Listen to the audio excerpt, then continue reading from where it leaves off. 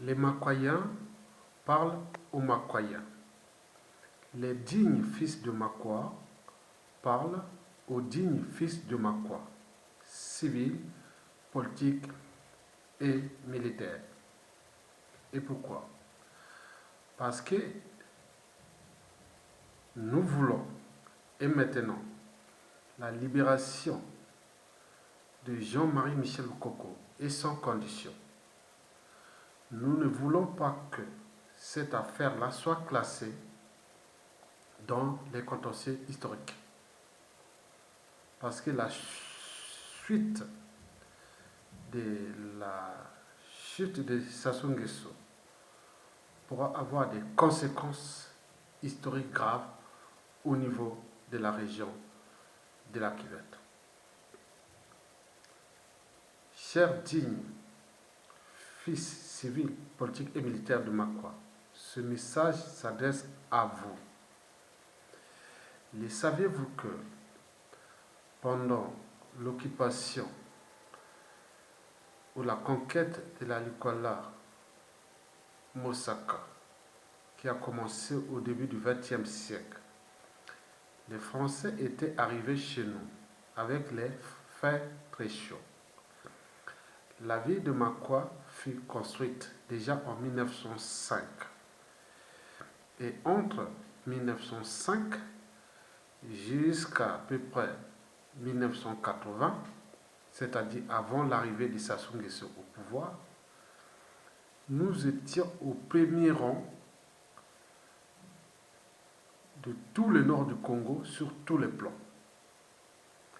Si on prend au niveau de la plus belle ville de ces années-là, pendant le colonialisme français et la période post-indépendance, c'est-à-dire de 1960 jusqu'à 1980 à peu près, nous étions la ville lumière, Makwa, ville à cheval sur l'équateur, au Congo-Brazzaville. Nous avions le premier lycée du Nord Congo qui fut construit par les Canadiens en 1905 jusqu'en 1984 à peu près. C'était l'unique lycée du Nord avec une capacité d'accueil de 7000 élèves, 600 places d'internat, avec le séminaire le plus joli du Congo qui était en face. Et donc, Makwa fut une ville cosmopolite. On l'appelait même l'Agora, le quartier latin du Nord Congo, que tous les régimes de Yulu et Massamba Deba ont toujours respecté cette ville de Makwa, où se concentrait la plus grande intellectualité du Nord.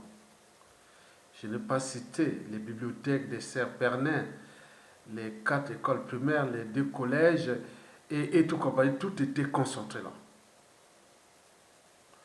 Et Oyo, qui est devenue la capitale de la tyrannie, de l'ogre de la Lima, Denis Sassou Nguesso, vous vous souvenez, Oyo, jusqu'en 1980, avant d'arriver de Sassou Nguesso au pouvoir, on l'appelait un PCA, poste de contrôle administratif. Et pour une population de moins de 1000 habitants, ce fut un village de pêcheurs. Or, nous, on n'a jamais été un village de pêcheurs. Déjà dans les années 70, la population de Makwa atteignait autour de 60 à 70 000 habitants, en englobant toute l'agglomération de Makwa, qui regroupe plus de 100 villages. Donc, nous sommes les gens de l'Équateur, nous sommes cosmopolites, nous sommes intelligents. Mais où est passée cette intelligence-là? Vous savez que historiquement, et en Afrique d'ailleurs, souvent quand un membre de la tribu est attaqué ou une tribu est attaquée, la plupart des autres membres de la tribu devenaient solidaires. Ça a toujours existé depuis la nuit des temps. On s'est regroupé et on ne lâche rien. Et souvent, on libérait les membres de la tribu. Bon, vous avez par exemple pu constater le cas de Marine Wabi, qui est de la tribu voisine à nous. Marine Wabi, avec l'arrivée de l'Obimétrie, oligarchie, organisation bureaucratique, militaire et tribale. Mais Marine Wabi a voulu se réfugier avec qui? Au nord. C'était avec les Makwa, accompagnés des sudistes. Alors, qu'est-ce qu'il a roulé dans la farine? C'est tout justement Sassou Nguesso. S'il ne voulait pas des Makwa, il n'a jamais voulu des Makwa, ni des Kouyou d'ailleurs. Il est haï. Et donc, il a détourné l'attention de Marine Wabi en s'inspirant des Kouyou qu'il a roulé dans la farine. Et la suite, on la connaît. Il a assassiné le commandant Marine Wabi.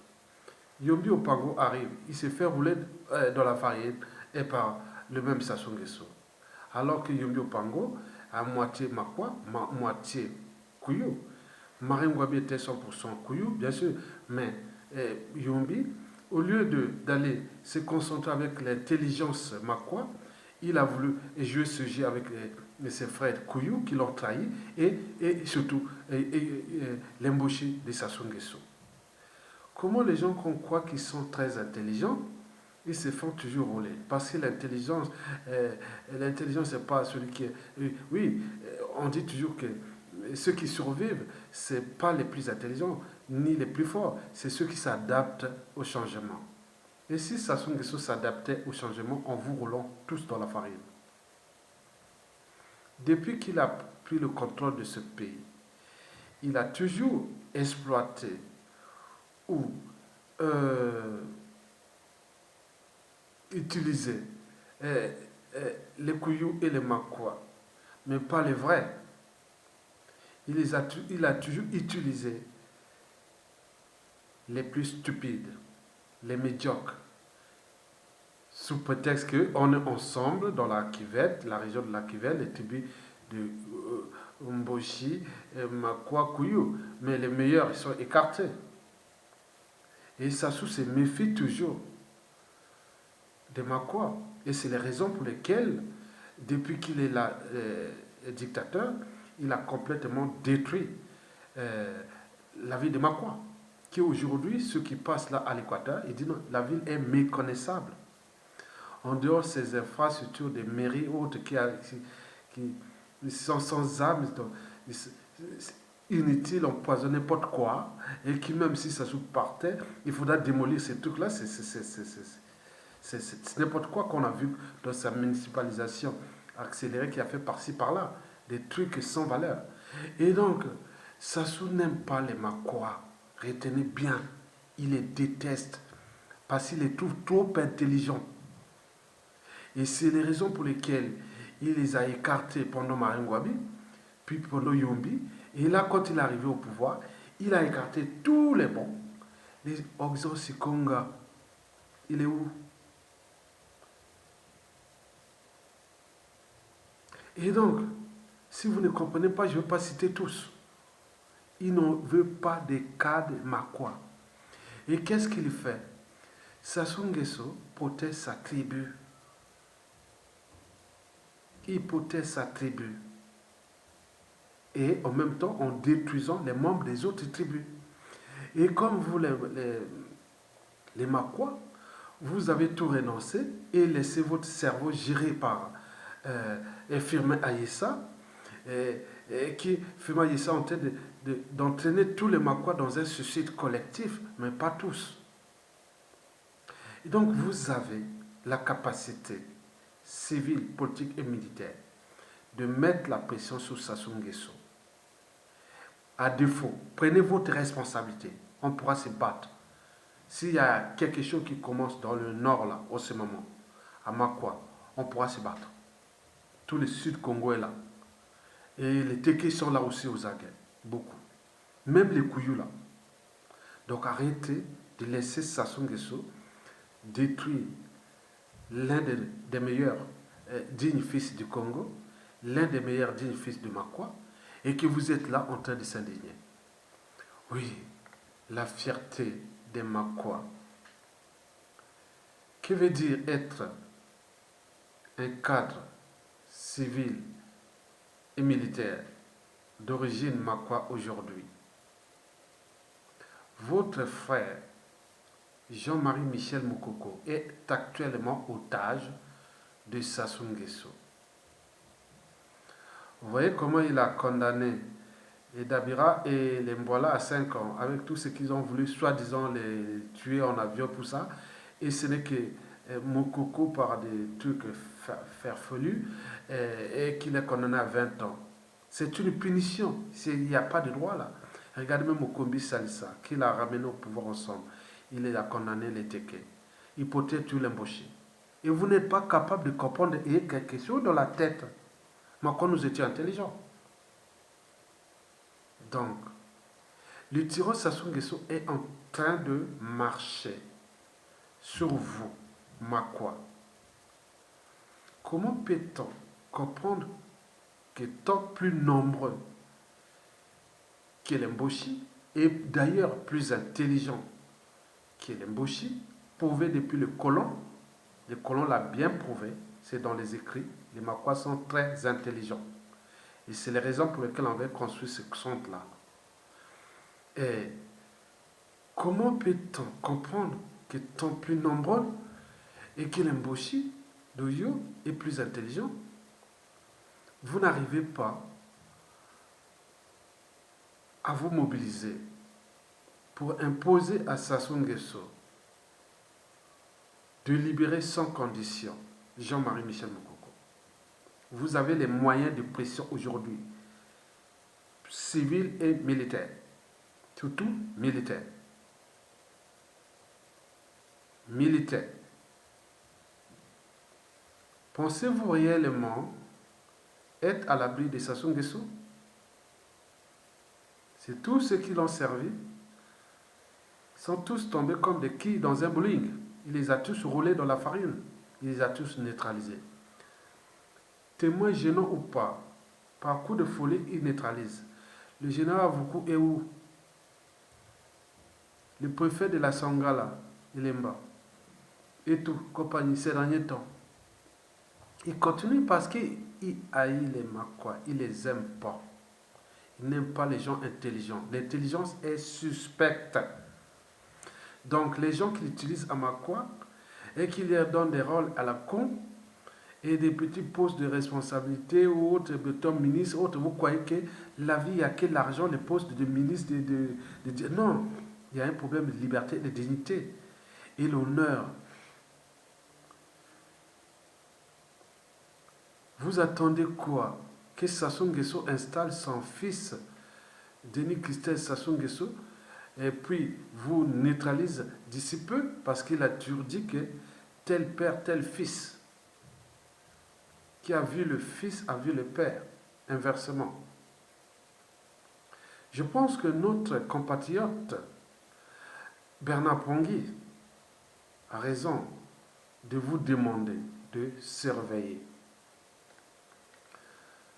Je ne reconnais plus la bravoure et la fierté des Makwa qui ont adopté aujourd'hui une attitude démissionnaire vis-à-vis de l'agglomération de Makwa. Historiquement, il y a eu des Makwa du Enyimaninja et Dumba au kilomètre 40 après Makwa, qui, le 9 septembre 1911, avait mené une bataille farouche contre le colon.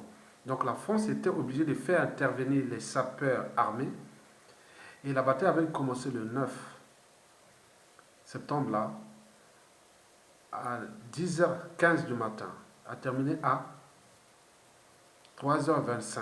Il y aurait eu la casse de trois côtés. Celui qui avait amené les Mounier, qui menait le côté français, il y avait le militaire là, Mounier.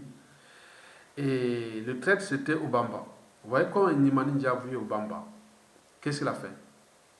Il a neutralisé, vite fait, avant qu'il vienne faire le tour. La bataille a duré toute cette journée. Et ça ne s'est pas arrêté là. Et elle a continué pendant presque 2 ans. Regardez du côté d'Abela, en allant vers le Tombé. Cette résistance. Et l'une aussi des plus célèbres, ce fut notre fameux Yoka Ochombe. Yoka Ochombe. Et que ça soit à subtiliser ce nom, il s'appelle maintenant Ochombe. Donc, c'est une usurpation de puissance. Ochombe Yoka. Mwene Yoka. Mwene Yoka. Ochombe. Ce n'était pas un Mboshi, c'est un Makwa. Qui, au début du XXe siècle, avait mené une bataille, une résistance farouche contre le colon. Donc cette zone de Makwa est stratégique.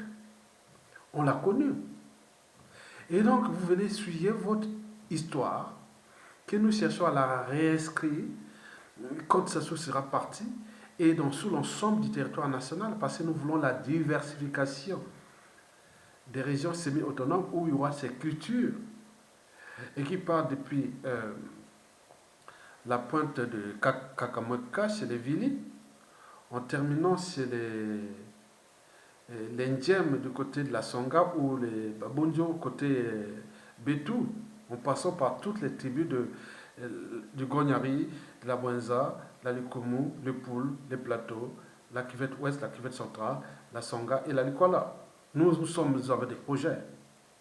Et pourquoi vous voulez détruire quelqu'un qui pourra être là l'espoir, non seulement de la tribu, mais du pays, à cause d'un individu, et qui, en apparence, est serein et imperturbable, mais il est terrifié en secret, parce que Mokoko devient le danger. Donc, il cherche par tous les moyens à les neutraliser. Et si vous le laissez dans ces conditions-là, à son âge, 70 ans, et il peut tomber malade, il peut faire ceci, donc tout le monde peut tomber malade. Donc vous allez quoi? Pleurer après que Mokoko est parti et vous laissez ça au contentieux historique? Plus jamais ça. Eh bien alors, où sont passés ces cadres civils et militaires originaires de Makwa?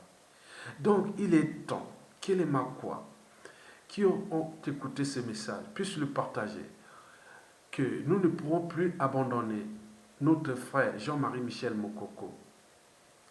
Donc vous devez vous réveiller et empêcher que le tyran puisse continuer à souiller non seulement l'image des Makwa, et aussi humilier les Makwa à travers le Jean-Marie Michel Mokoko. Si Ayessa a vendu son âme, c'est son problème.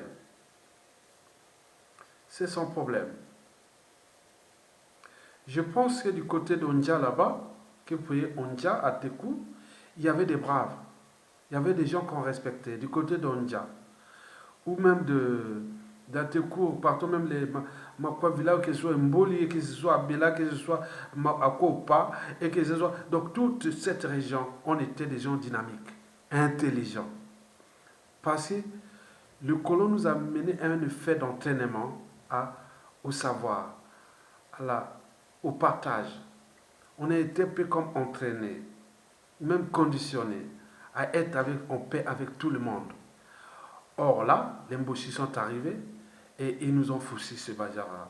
Même là, quand j'étais au lycée, là, à Makwa, le lycée qui est aujourd'hui détruit, que ça se soit construit, soi-disant, un internat, alors que tout a été détruit. Nous avions des gens qui venaient de la Sangha, aujourd'hui là aussi de la Cuvette Ouest, et beaucoup venaient aussi de Bundi, même des plateaux. Rarement, je n'ai pas eu d'Oyo, mais beaucoup, bon, peut-être oui, mais il y a eu quand même Bundi. Oyo, on ne connaissait pas les gens d'Oyo là. On savait que les gens qui venaient de Bundi étaient intelligents. Et on voyait que les gens qui venaient d'Owando, de Kele, Tumbi, Evo et autres, Wesso, quelques-uns qui venaient de Mosaka, mais beaucoup de Mosaka allaient à Brazzaville, comme ceux de la Likwala. Et donc, vous avez tout détruit ça. Non, on ne va pas détruire ça. Donc, arrêtez de vous souiller, de souiller votre image par Denis Sassou Nguesso. Donc, Heureusement, je demande aux uns et aux autres de prendre leurs responsabilités. Et les militaires maquois, qu'ils soient dans les armées ou la gendarmerie, n'oublions pas la police, tous ces corps-là, faites un communiqué de ensemble à Brazzaville, là-bas. Nous pouvons vous le faire si vous le faites. Écrivez ces communiqués, transportez et envoyez ça par les canaux. Ils vont arriver à nous là. Nous, on va les lire. Faites-nous une lettre maintenant. De tous les... Signez avec vos noms. N'ayez pas peur. Signez tous les officiers originaires de Makwa. Il y en a tellement. Et vous pouvez demander à ceux d'autres officiers qui soutiennent ce combat pour le Makwa pour libérer. Parce qu'une fois libéré, et le président Mokoko, nous rentrerons dans un processus de sortie de cette tyrannie. Parce qu'il ne faut pas laisser ça se détruire Mokoko. Parce que lui n'a pas eu le monopole de ça. Et donc demain, avec tout ce que les uns et les autres vont laisser cette histoire, c'est-à-dire les relations entre Makwa et Mboshi et Kouyou, vous avez dit, Mboshi, on dit, il y a des conflits avec les Kouyou historiques de Marem Gwabi et de Pironga. Et ici, il va ajouter aussi avec ceux de Mokoko. Et donc, je ne sais pas, et que dans la partie sud, ils sont tous en guet-apens contre la tribu Mboshi. Ils auront quel allié là? Donc, si vous voulez garder, excusez-moi, un peu, préserver l'avenir, demandez à Sassou de libérer Jean-Marie Michel et sans condition et immédiat. Donc, envoyez-nous cette note ou une lettre où il y a des noms des officiers Makwa, ou vous pouvez ajouter d'autres officiers du reste du Congo qui peuvent vous accompagner pour cette cause et nous pouvons mettre ce processus-là pour libérer le pays. N'attendez plus, ne vous endormez pas. Sassou, sa priorité, c'est sauver sa peau. Ce n'est plus pour défendre ce pays. Il va tout détruire. Il va laisser une poudrière. Donc, qu'est-ce que vous attendez? Un officier supérieur de ce rang, ici en Occident, Mokoko fait partie des grands officiers et qui, dans beaucoup de sociétés, il serait déjà protégé. On ne va pas les laisser détruire comme ça. Mais originaire de chez vous, vous avez eu la chance d'avoir un président de votre tribu, encore parmi les intelligences. Nous, on serait là comme les Makwa, qu'on était une cosmopolite. On aurait repensé ce Congo-là de manière cosmopolite. On va dire oui, Marem Gwabi peut-être avait raison. Pourquoi il voulait s'associer? Pourquoi il voulait s'associer seulement avec les Makwa et les sudistes? Pourquoi il avait refusé parfois nos frères Kouyou et beaucoup Mboshi? Mais pourquoi Yobi Opango a fait-il le con? On allait s'associer avec Sassou et les quelques Kouyou et les tordus qu'il était avec lui en laissant de côté les Makwa. Il a vu la suite. Et le Jean-Marie Michel Mokoko l'a bien compris. Et que, bon, ben, il ne s'agit pas de détruire les uns et les autres. Mokoko est dans le sens de l'unité. Il n'a pas voulu faire la guerre à Sassou Nguesso. Nous, les Mboshi, on ne veut pas faire la guerre à... nous, les Makwa, on ne veut pas faire la guerre au Mboshi. Mais vous savez, les faits sont parfois têtus, l'histoire parfois se répète, on ne sait pas que demain. Donc nous voulons éviter cette histoire-là. Donc si vous avez compris ça, donc, en conclusion, arrêtez de vous s'humilier, hein, de vous laisser humilier par Sassou Nguesso. Arrêtez de laisser Jean-Marie Michel Mokoko dans ces conditions. Libérez-vous, écrivez-nous, envoyez-nous cette note de tous les officiers Makwa. Celui qui ne figure pas dans cette liste-là, donc n'aime pas Makwa, et donc il n'aime pas le Congo, il n'aime pas Mokoko. Au moment venu, quand Sassou peut devoir neutraliser Mokoko ou pas, quand ces choses devront se régler, et à ce moment-là, ne soyez pas là pour pleurer, parce que nous ne sommes pas seuls là dans ce Congo. Il y a beaucoup de blocs au Congo qui sont en guet-apens contre les Mboshi. Et nous, Makwa, on était là comme les régulateurs. Maintenant là, ça soit ajouté un deuxième foyer de tension avec le Makwa. C'est son affaire, c'est l'affaire d'un Mboshi. Et historiquement, ce qui pourra se passer, on ne sait jamais. Et donc, je vous demande seulement de nous envoyer cette lettre. Et si vous ne pouvez pas le faire, faites une note où il y a des signateurs. C'est tout. Nous voulons la lire et l'envoyer à Sassou Nguesso par les voies des médias et réseaux sociaux. Je suis sûr et certain, beaucoup de médias sociaux vont le partager. Et d'ailleurs, il sera envoyé à d'autres réseaux.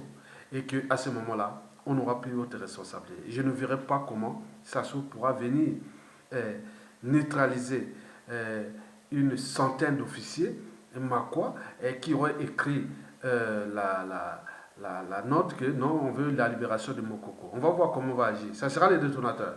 Commencez par là. Je vous encourage et vivement, vivement Makwa Penda. Vive lumière. Vivement le peuple congolais. Vive le général Jean-Marie Michel Mokoko. Vive la libération. Je vous remercie et à bientôt.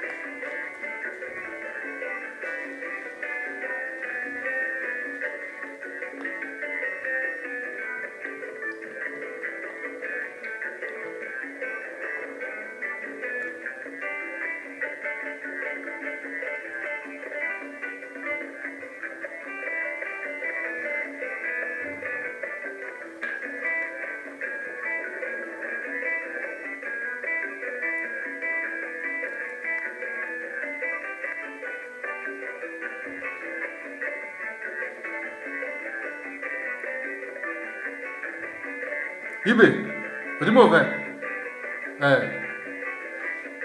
Ibe, dis-moi vrai.